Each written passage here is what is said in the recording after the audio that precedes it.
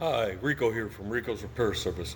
Wanted to make a very short video about why would you bring your machine to a professional to have the maintenance done versus doing it yourself. Most guys can sharpen their own blades, change their own oil. I'm going to point out a couple of things that we do that you would not know to do. So let's get into it. Okay, so for the initial walkthrough, we're just going to go through the machine and see if anything jumps out. This was a working machine. Customer said it had no problems other than the deck belt broke. The first thing I see right here is the incorrect fuel filter. That's a Kohler fuel filter with a 70 micron rating. Kawasaki calls for a 40 micron rating filter. So there's a good chance that we have debris inside the fuel pump and the carburetor that needs to be taken care of. We're going to pull that carburetor apart and clean it out.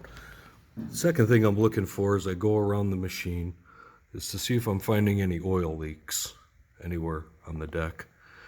And this cylinder head looks good. Coming around to the other side. Now here, I'm noticing a lot of oil on top of this machine. The oil being right here in the top tells me that's blow by. There's a good chance that the breather gasket is leaking, and that's why we're getting all this oil deposit. And that oil deposit's only coming on the number one cylinder here. So we're going to go ahead and pull this cover and inspect it further and find out what's going on, why we're getting so much engine oil all over this side of the motor. Now, because the belt was broke, we have to figure out why that belt broke on here. So we're going to go through all of the pulleys. There's several of them on here. I can feel that this pulley is in marginal shape by moving it up and down. That's what takes experience. There's no way for me to explain that. It's a feel. That's, again, why you're bringing this to a professional, because we know why things go wrong. Okay, we're going to inspect the hydro fluid. Looks like the level is okay.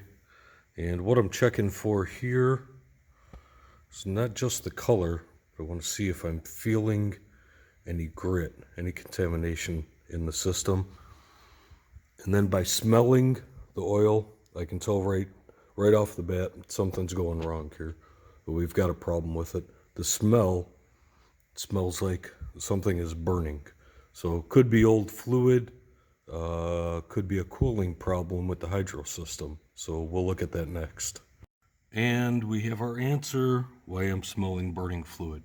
When the hydro pumps are this full of debris, they have no way of cooling. So we're going to contact this customer and recommend that the fluid be changed. Okay, so further inspecting the machine, I found this, one of the fuel tank grommets. It looked like somebody tried to put tape on it to get it to fit in the tank. And then here's an abandoned fuel filter. So we're going to have to take a little bit more of this machine apart to find out why this was abandoned and how they reran the lines. Okay, found the fuse block is not covered anymore, and we have a whole lot of debris in this area. So we're going to recommend that this block be taken apart and cleaned and then covered back up correctly. Okay, so another thing that jumped out at me was that the deck is not lowering all the way. We'll look into that problem, but we know on this machine that the overhead valves need to be adjusted. And once I take off what I need to get to the overhead valves, that's going to give me a lot more space to work with, so I'm going to do that next. Okay, so I've pulled the engine cover off, and what I'm looking for here, we're going to clean the cooling fins on the engine head. A lot of people miss this. These have to be kept clean. Should have very minimum be done once a year. This is the breather gasket I was referring to either. This is on a Kawasaki, a typical cause of why you would get an engine leak. I don't see any oil leaking. As long as I have the cover off, I'm going to go ahead and re-gap each of these coils and clean up the magnet. Okay, so the next thing I'm going to do is inspect the linkage. This machine had a hard time starting. The choke is pulled all the way out, and I can see that it is not adjusted correctly. With the choke pulled all the way out, I still have a lot more room left here. This is not choking the machine correctly. We'll adjust that linkage. Because it's hard to pull, I'm probably also going to remove this cable and spray some heavy metal protector down it along with WD-40. Just see if we can get it moving a little bit better. Okay, so I have the valve cover off of the number 2 cylinder, and these valves are so tight, there is no play in them.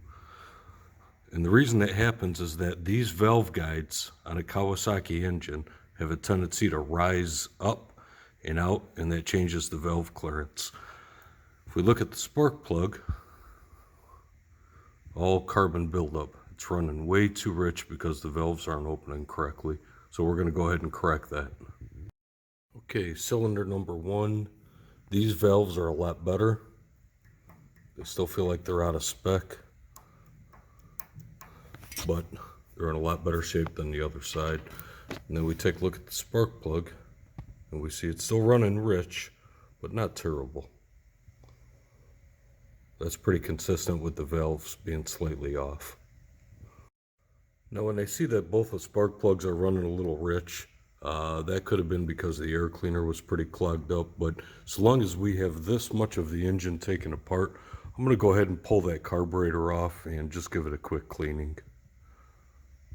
Okay, now that I have the carburetor off, I'm just looking around the gasket to see if we had any intake leaks. And on both sides, that looks pretty darn clean, so I think we're good there. Okay, what we're going to do here, when I take this float bowl off, I'm going to drain it into this cup so that we have a fuel sample. And I'll be looking for a couple of things inside of that fuel, mainly contamination from the gas lines.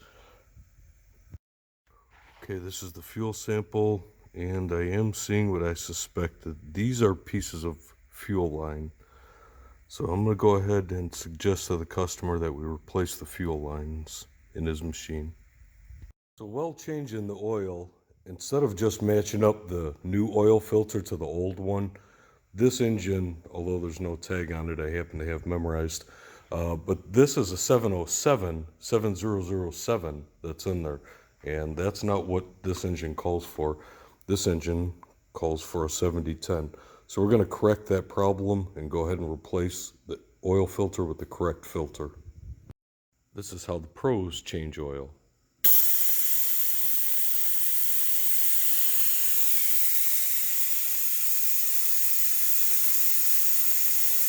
Just wanted to point something out about the oil dipstick. If we look at this and we see there's a very small color difference between the bottom and the top, this is a well-maintained machine. This engine has 1,500 hours on it, and the oil dipstick still looks like it's in great shape. A lot of times if you see you're going to buy a machine and the bottom of this is all discolored, yeah, you might want to walk away from it. Engine oil is very important. You can't just go to the auto store and buy a full synthetic oil. The oil that was designed for this machine has a lot of zinc in it, and that's going to give it lubricating properties that you cannot get from the auto parts store. So use what the manufacturer recommends, which is a high zinc oil.